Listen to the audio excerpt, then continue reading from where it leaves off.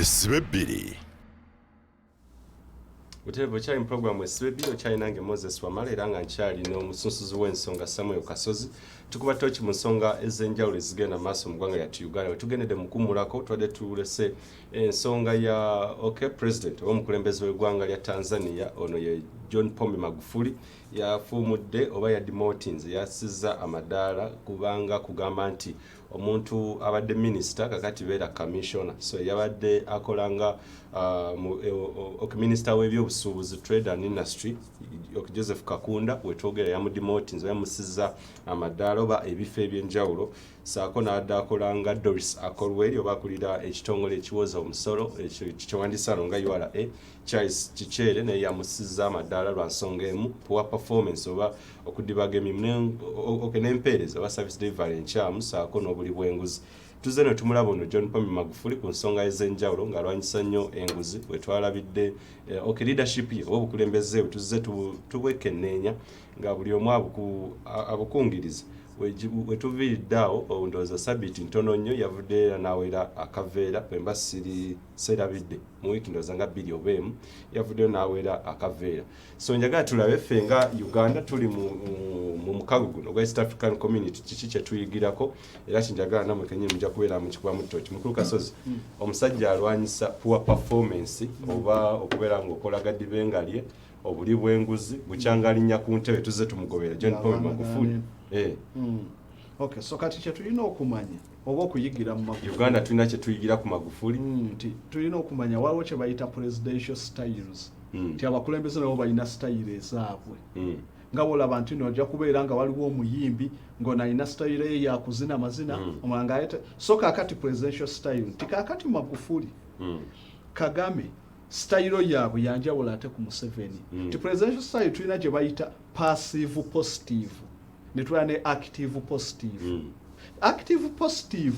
tiono omukulembeze akola ebigasegwa aba afa nnyo ku bigasa abantu ba bulijjo ate nga mu kubifaako ali strict so kakati wotula Magufuli yakutte ekikapu n'agenda mu katale n'agula ey'ennyanja alaga abantu nti no akaveera tekakyakola era kijja kukoma Erwana twagezaako ne tugenda enamugongo wane nti akaveera tekajja kukkirizibwa nekirema kamala ne kagenda so yenjawulo ya style z'abakulembeze nti Museveni waffe ali passive positive ayagala okukola abantu bye bamwagala mu byonna nga alina okukola n'ekibi n'asirika n'atakinyega so ayagala okusanyusa abantu mu kusanyusa abantu n'asalawo n'ayonoona bwonoonyi so ye passive positive ne active positive nti Kagame agezaako n'akola ekintu ekituufu ate ku lw'obulungi bw'abantu nti akaveera kabanga dakalina disadvantage Uganda baatuuka ne bagamba nti tugobye twagala ka microns simaya bwezi naye nga bonna busigadde buveera then finally ne bwe baagoba bwamaliza bukomyewo mu market eno sichi wakoze so tunile ekibuzo kya implementation other implementation question Uganda amawanga gatwetolodde tulaba nti baleeta ebintu ba policies nezikola wane waffe obuzibu bulirira musajja n'agoba akaveera ebizigo ebyeyerusa n'abigoba kyogamye tuno ye style ya Museveni President Museveni yayagala nnyo okusigala mu bukulembeze nti byonna byakola bwe wabeerawo bwe binyiga akivaako n'akireka ate bakada kinyiga bakada bange abantu abali mu trade bonna bantu Museveni be yajja nabo oba be bayita ba confidence abeetolodde president be basobola obuveera be basobola byonna be bali mu bifo ebisinga so kakati wekituuka ekisanga kigenda kunyiga omuntu oyo nga president Museveni be bantu abamuyimirizaawo president Museveni a giving up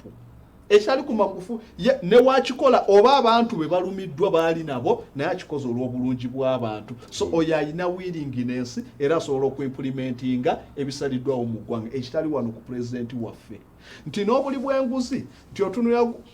minisita janaali ya ssente President Museveni najja n'agamba ekitatta muyima tekimala nte Kawukumi tubadde naye kakati tugenda kulwana nasigala Kawukumi naddamu n'ali ebirala nga tewali kikolebwa yadde Magufuli ye kyatakoze adimotinze alero akuba naye era simuwagidde nnyo kyakoze abadde alina okuimprisoninga abantu abakole president mbadde ngenda okudda nti okussa amaddaala oba ebifo nakujja ku bwa minister nakufuula commissioner kisigala kyekimu asigadde asigadde akyalina ekifo. So agezezzaako nti ye alazeeko willingness naye tanaba kutuuka kusa amawanga agalwanyisiza corruption si ye system eyo gye bakola ti China balwanyisa corruption kuva na mu BC baali bagiyita Han Dynasty we batandika okulwanyisa corruption naye bwe baateekawo etteeka nti just okwashuminga omuntu nti nno mubbi kimumala bumazi okumusibya okumutokyalinga kiragire ddala abantu nti okulya enguzi oba obubbi kintu kikyamu so kati wano President Magufuli wabadde alina okuleeta kye tuyita deterrence n'abalala abaalikoze emivuyo gye gimu ne batakiddira yali badde aleeta punishment eri heavy ku bantu abo alagireko abalala obutadda kola byebimu kyalakinzeemu ate Kagame kyabasingako so ate wano President Museveni ye kyatakolerako ddala kyova atasobola kulwanyisa nguzi atasobola ku implementinga bingi. Alright, tugende ku ebintu ebyenjawulo ebyakolewa olunaku olwokuna sabbiiti ewedde nga wetulindirira okulaba embalirira y'eggwanga lyattu Uganda era egenda kubeera ng'esomebwa olwokuna luno era sabbiiti eno yennyini eno nno yabuse n'omusobyo so tugenda kubeera nga tubitunuulira ndowooza okutandika n'olunaku olw'enkya naye twagala ebintu ebyenjawulo President Museveni bwe yali ayogerako eri eggwanga olwokuna oluwedde bangi nnyo abangi abategera ebyenfuna byabaleka buli omu yeeyogeza ng'agamba nti ensonga y'okugamba nti Uganda the GDP per capita income nti oba buli munnayuganda ssente zaafuna ziri mu $8 kumpi buli mwaka kyenjagala tutegeere bannayuganda bangi nnyo ababadde ku social media nga bagamba president ebintu bino gye abibala ati GDP per capita nti the size of the economy nti oba economy yaffe yonna eri obuwumbi bwa $29 kyekitegeera ebintu bino bitegera bunyo njaga munnayuganda tumusomese afuna $8 buli mwaka era zivaawa abasinga bawakana. Okay, so kakati ekintu kino tekiri nnyo economic kyetaaga omuntu nga ategeerako nnyo economics okusingawo tetulina ebintu waliwo kye bayita GDP gross domestic product nti kino kitegeeza baba nti money value of all the final goods and services produced in a country in a given period of time. Tituddira ebintu byonna abantu bya producinze nti tulina kye bayita households amaka bagenda ne balima emboga ne balunda enkoko ne bafulumya amagi so tugata ebintu ebyo byonna bye baproducinze ne tubibalirira mu ssente nti tray y'amagi yabadde yakenda kye bayita GDP so bwe tugata ebintu ebyo byonna bibadde produced mu ggwanga nga bannayuganda abali mu ggwanga baproducinze ne baforena abali mu ggwanga kye tuyita GDP gross domestic product era kyekimu ku kiraga economy nti ekula worldwide baconsideringa GDP ne baconsideringa GNP oba gross national product ne kye bayita GDP per capita Museveni wano yabadde nnyo ku gross domestic product per capita kati gross domestic product per capita kyeki tituddira national income ntino eggwanga abantu bya producinze goods ne service ne tubibalirira mu ssente kye bayita nominal GDP ne tugamba nti abantu baproducinze ebintu omwaka guno bya billions oba US billions 25 ne zidda wali ne tutuna ne population y'abantu mu ggwanga kati Uganda population estimates so far as ana mu butano wali ana mu bubiri by 217 so kati basuubira ana mu butano so tukwata billions eza $25 ne tudividinga ne population y'abantu so sente ze tufuna kye bayita GDP per capita average income ekintu kino kirya ni realistic ntino tuddira Sudiri ayina amakampuni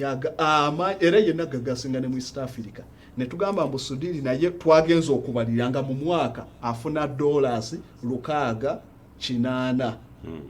naye nga realistic Sudiri zafuna ali mu billions and billions then ne tuddira n'omwana $8 yokenga president we yagambye GDP per capita tisudira afuna $8 ne wamala omwana wo gwe wazaala alina emyaka 2 kase kikulu abeera nti baamubala mu census tinaye afuna $8 atanatandika nakuula mannyo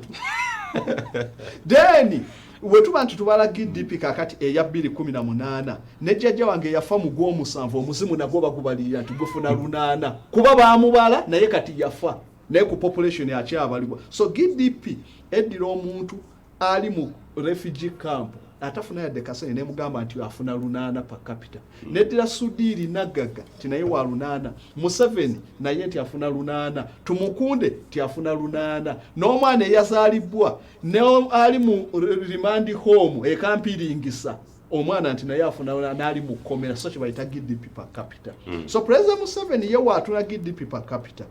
naga nti yeyongedde tikakati buli omu afuna $8 n'olwekyo eggwanga likuze era ya achievement ekikyamu Bannayuganda bangi badde beebuuza nti mu 2016 bwe tuba twalina buli omu ng'afuna $604 mu 2016 zijja zirinnya kiki ekireetera per capita GDP per capita income okujjanga ekyuka oba ng'erinnya okay so kati ebintu bibiri ebireetera GDP per capita okweyongera tinosana nti nno twalimu oba 6 kati tuli mu 8 ekisooka increase in output okay tibuli tuproducinga nti abantu bangi balimye ekyo yes tukikiriza output yeyongeddeko Uganda okuva kali mu 2010 okweyongera kati so ekyo kireetera GDP okweyongera tuproducinga bingi ne tubitunda ebweru ne tukwaki national income ne yeyongera kyekimu ekyokubiri ekisinza okuleeta GDP per capita okweyongera wane Uganda inflation kiba kitya nti njagala wano oyina ku peni njagala ombalire bulungi njagala ndaga abantu nti no President Museveni kyalowooza nti neggwanga likuza abantu bali bulungi okwa GDP erinye ne per capita erinye kikyamu GDP yawana erinyerwa inflation sirwa kuba nti nebintu byeyongedde nnyo 75% ya Uganda inflation yeyongera national income okulinnya njaga kubuza amala 1200 ndowooza oba twalifunyira mukubi wa simu n'atubuulira enkota y'ettooke yali ya sente mmeka mu 2000 nga goloza yali ya sente mmeka sinza kale nze ku research omutwalo za gwali guwera okay so ku research je nakozeeko enkota y'ettooke mu bitundu ebisinga mu 2000 yalinga ya kakaaga okay so kakati we tuddi nti katugambe nti ekitundu kwova oba katugambe kale nze wa nti nva gayaza nti gayaza mu 2000 twafulumye enkota z'amatooke 10 tayimuzi kakaaga ze sente mmeka je mitwalo 6 ekitegeeza GDP ya gayaza mu 2000 gyali emitwalo 6 then we tutunula kakati essaawa eno enkota y'ettooke eyali kakaaga kati ya mitwalo 2 kitundu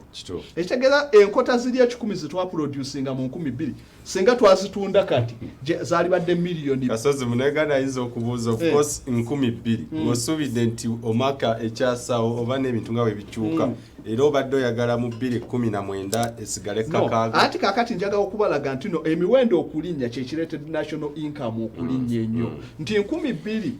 enkota 10 ze twaproducinga nga bbeeyi eri ku kakaaga twajjamu emitwalo 6 nti enkota ezo singa tubadde bakuzitunda kati nga twazitereka ku mitwalo 2 n'ekitundu twabadde tufuna mu miliyoni 2 n'ekitundu ekitegeeza nti no emiwendo okulinnya ennyo okuva 2000 paka kati kyekireetedde national income okulinnya ennyo so we tugambira nti no President Museveni kyaliko ekyo ga nti GDP erinnya almost 60% erinyerwa inflation miwendo kulinnya nenga amazima tegali nti buli muntu asobola okwakodinga okufuna so kakati okuba inflation ye yerinnye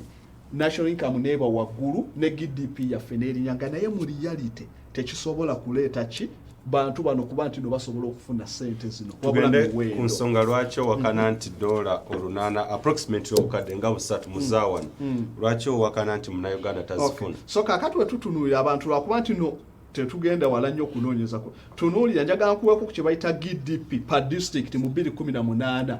GDP per capita district nga tunuulira buli district nti we tutunulira okusinza ku UBOS Wakiso ye yasinza GDP per capita abantu b'omu Wakiso be babalibwa nga abasinga obugagga nti lwaki buli muntu yabalibwa nti yali afuna $3,225 mu Wakiso district ezawo ze miliyoni 218 no gwe tumaliriza nti Wakiso ye yasinga okuba ne GDP per capita abantu b'omu Wakiso ye basinga obugagga nti buli muntu mu Wakiso kyabalibwa nti no yali afuna $3,225 mu Wakiso naye mujjukira mulimu ba refugee mulimu abantu abanaku naye GDP bweraga per capita ze milioni 11 buli omwaka buli muntu mu Wakiso kyatwalibwa nti yafuna milioni 11 omwaka omwaka oguwedde nga mwe muli abanaku abazibu nga mwe muli abagagga abazibu naye kyatwalibwa general Kasozi omanyi $3,000 kye kitegeeza so nti buli muntu mu Wakiso ze dola ze yafuna then Kampala neddako buli muntu mu Kampala yafuna $2,265 ze milioni 9 muli abantu mu Kampala amala n'omwezi nga takutte $6,000 so kino President Museveni kyaliko kakati wenjaga okulagira nti bino byonna nti kukweka kifaananyi kya kituufu ebyenfuna biri bitya mu gwa nti bibubi just calculating figures zino worldwide GDP figures zikweka ekifaananyi ekituufu kyenjaga okulaga abantu nti district eyasinga okukola obubi yali Kagadi nti GDP yayo buli muntu mu Kagadi yafuna $57 omwaka gyemitwalo 2,150 ekitegeeza mu Kagadi district ye yasinga buli muntu yafunanga emitwalo 20 omwaka so President Museveni wagenda nga agamba nti eggwanga likuze GDP owe Kagadi ate ye yafuna 2 eryo liba likuze ekyo kumpi olinga ngamba nti oyo rent wa muntu omu mu Kampala naye Kagadi on average so cabinet GDP President Museveni aleme kutunulira GDP okulaga nti eggwanga liri bulungi eriyo ebintu ebirala bye tutunuulira ebisobola okulaga eggwanga oba liri bulungi ti worldwide kati waliwo measure gye bayita PPP purchasing power parity titutunuulira ebintu abantu bye bakonsuminga ebiri mu mawanga ag'enjawulo nga babikonsuminga kati katugeze okuwa ekyokulabirako nga sukaali ti Rwanda sukaali bamugula Uganda tumugula Kenya tumugula so kati eno ye system esobola okulagira ddala national income we yeyongedde ne standard of living nti tutunula njaga okuwako wano ku analysis entono nti nno Rwanda kiro ya sukaali kubanda wano tumugula ne Rwanda ya francs 672 boziza muze Uganda zibe shillings 2,788 kiro ya sukaali Rwanda Uganda kiro ya sukaali ya 3,500 omuntu owe Uganda agula kiro ya sukaali 3,500 nowe Rwanda agigula ku 2,000 muze Uganda ani abali obulungi of course owe Rwanda so kyekikulaga nti President Museveni ekya GDP si kyekikulu GDP ne per capita yeyongedde naye embeera y'abantu mu ggwanga eri bubi nnyo so tutunuulire welfare y'abantu kyovala nti bannayuganda bangi tebasanyukidde budget ne state of the nation address president bye yayogedde nga tebikwatira ddala ku bannayuganda njagala kubuuzera ekibuzo kino ku byayogedde ku byenfuna state of the nation nze simanyiza okubeera nga nkitegeera bulala kusiza ku article 101 state of the nation kyekyo president kyeyakoze nze ndowooza nti ebigenda oba eggwanga nga bwe liyimiridde oba ensi nga bweyimiridde nga Uganda state of the nation abantu kambalagemu kye bayita state of the nation kyeyakoze kyekyo state of the nation mawanga ag'enjawulo bazirina mu America eri state of the union era eno nga bagitandika 1708 president Washington naye nga bagitandika nga president awandiika buwandiisi ebifudde mu ggwanga n'aweereza kiraka wa parliament n'agisoma so kati kino ekigambo then we twatuuka 1935 president ne batandika okusoma state of the nation ng'ekigendererwa president okujja mu parliament awininga support yabe mu piba wagire byabaleese so state of the nation nti ekigendererwa kyayo nti president first of all ayina okusooka okunyunya ku previous accomplishments biki bye tukoze mu ggwanga ebiwedde president Museveni yabadde mutuufu abantu bangi bamunenyeza nti aleese history atubuulira naye we kiyina okuba president olina okujja n'olaga abantu biki omwaka oguwedde bye twasobola okukola ki okutuukiriza then ne pulaani zaffe mu maaso biki bye tugenda okukolako so state of the nation abantu balina okukimanya at first teyalinga y'abantu ffe wabula president yalinanga kwogera na parliament yali between the three branches of the government president ajja mu parliament president that is executive parliament legislature chief judge n'akibonna nga babeera so branches zonna essatu zajjanga wamu ne boogera ku bibadde mu ggwanga naye bwe wajja wano modernity radio tv naffe abantu ne tubeeramu nti tubeera tuziraba so kati president ajja okwogera ku ebyo byakoze mu ggwanga na biki byasuubira. So kati President Museveni ebibyo byasuubira okukolera eggwanga ne byakoze era byebyo ebya bulijjo kyovola abantu tebamatidde. Agriculture yeeyongedde, NADS tutaddemu ssente nga naye byayogerako tebirina impact ku muntu wa bulijjo. So gwe wabadde mu mativu ne President byayogeddeko ye oba nedda? Ku President Museveni nga ye byebyo tobisuubira kukyuka naye nga abantu kye baali agadde okuwulira President Museveni ku bipya byali waliwo ekigenda okuyamba omuntu owa bulijjo standard of living yeyo kuba abantu ba wansi kye baagala mbeera yaabwe kukyukako abantu baavu abantu banaku abantu embeera ebanyigiriza so kye baagala okuwulira ebigambo ebyessuubi ebiva mu President omuntu alina akayumba ak'ettaka akaguddeko oludda alinayo essuubi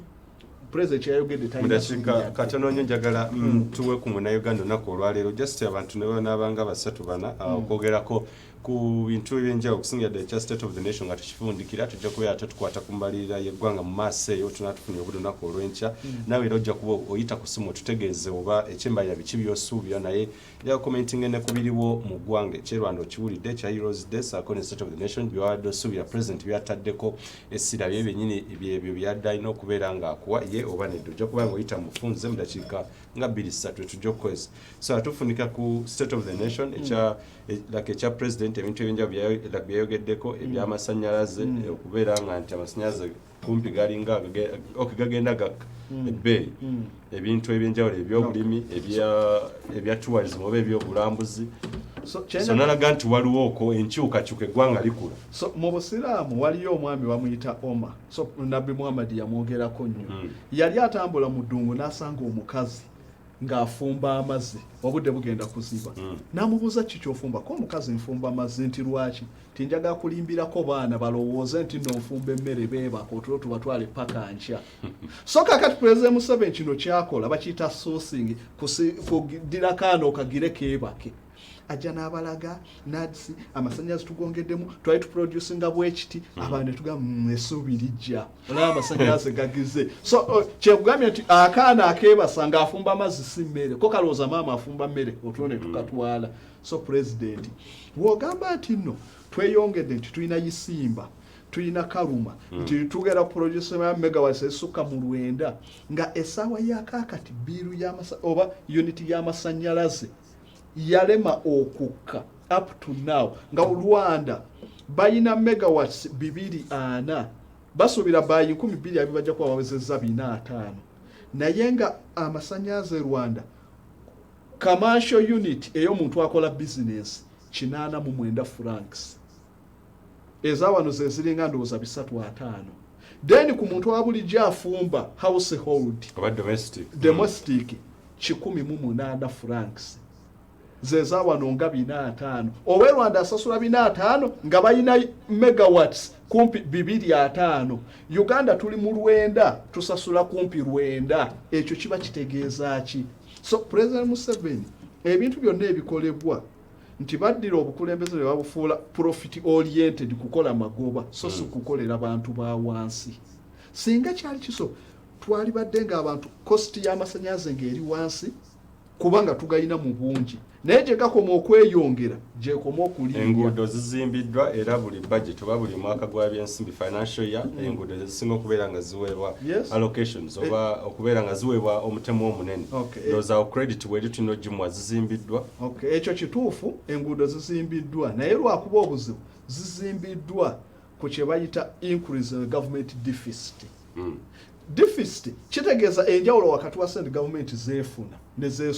nezekola ki zeesuubira okwewola nti batugamba mu economics nti a deficit today is a debt tomorrow and a future increase in tax tomorrow ti enguudo zino bazizimbye nga twewola sente nnyingi kuzo ne bateeka mu oluguudo lumu esente ze bateekamu kumpi 30% yeekola 70% bazibba bubbi naye nga ffe n'abaana baffe mu future tulina okuteekebwako emisolo tusasule interest so kati ye disadvantage tufunye mu nguudo za President. Okay, kati soke tufune ali ku simu. Hello? Sebo. Kale sebo nawe bali kulaba nja kusaba tuyite mu bufunze ensonga yo n'amannya ne gy'okubidde sebo mukama wange. Amanya nze mukazi wa DP Essebo. Fred na Fred wane kauko. Essebo musayi gwa DP gena masise Ni program wange omali kawulidde jaja fanga. Ekama kuno ali kumala masimanyo bawabula kibinazi. Oba munabudira basinga kibira. Lero omusajja ebyo yabisomera wobyo okubeera nga abiyita mu mbeera kuba kati ffe twafuna ng'embeera gye twafuliramu simanyi kuba ffe twakola ng'embeera yaffe mulya ku mpuuta mulya ku buli kimu ng'embeera yonayona nga ne bakadde baffe bagenda okumusajja munyana mwetegeka ne kati ssaawa zaati neŋŋamba siyinza kkera ku mirimu gyange wamanyi nti bagisse bati tetuyamba. Okay. Musayi gwa DP tufunye bulungi nnyo ojja kumpandiza babiri bokka njagala abantu mu commenting ku kya GDP per capita nti oba okikakasa nti ofuna $8 kumpi buli mwaka njagala nnyo ekintu ekyo kukyanukula just okufuna answer okutegeera okay, right from the ground. Hello sewo mbalamusiza sebo kale naffe tukulamusiza bwetyo kyoteesa oba kyowabula programu ezo zemukola ku director naye bayinza okufuzi amanya engineer Silver Ebyoju n'obufuzi lino byatuleetera ekizibu ekyo tuyinza kukola nga tuli ku bukulembeze wabula kyowulira bya bufuzi nga bw'onoofuga embuzi y'ewaka nga bw'onoofuga enkokoyo bwe tuli naye abakulembeze mabya kirabika ndowooza baakoma myaka gy'abakabaka so mbadde nsaba n'obwewombeefu abakulembeze abafuzi kuba bano abaliwo si bakulembeze naye abafuzi abaliwo mu kiseera kino beekube mu kifuba. Ingini yatwale tukufunye bulungi nnyo ndowooza asembayo nja kufuna omuntu omu yekka n'ensonga gye nkyagala okuprovinga $8 per capita income nja kufunayo omuntu omu yekka. Halo okay. Ndoza abakubi bawedde mukulu okumusayi gwa DP omwenda okuveekawuku n'akomentinga naye nange ekintu kiri mukulu inginiya semujjukire eva kyayogeddeko tetulina bakulembeze tulina bafuzi okkiriziganya naye. Warodi White ekisinza okuleeta enjawulo mu mawanga tino y'enjawulo y'abakulembeze nti wano wetutula leadership tulina ebika by'obukulembeze bingi dictatorial totalitarian naki so kaakati wano abakulembeze betusinza okufuna mu Afirika be basinza okuleetera Afirika agamba tulina bafuzi si bakulembeze. Okay yes ekifuula omuntu omufuzi kwe kubeera nti no omukulembeze ng'ali democratic yatwalibwa ng'omukulembeze nti under democracy nti people consent to someone to be governed tukulonda ne tukkiriza era omuntu oyo waakola abantu bye baagala then abeera omukulembeze ti naye omukulembeze singa alemwa okukola abantu bye baagala then kitegeeza nti no oyawukanye ku wish y'abantu era tokyayina mandate to govern those people so kyova abatuuka ne bagamba nti no is a ruler this one is a leader. Uganda tuna ba leaders ba rulers. Okay so Uganda at a certain extent tulina ba rulers nti why government ekolera ddala contrary kate ku bantu kye baagala nti essaawa eno abantu beetaaga kubatereereza mu mbeera cost of living government kyeteriiko yadde bo bafa kukola projects zaabwe kujjamu ssente so ye weakness naye nga bakulembeze be basinga okulabaddaabuza boli wa kibiina poza omukulu yebala okubuuza nti ekibiina ndi wano Alliance for National Transformation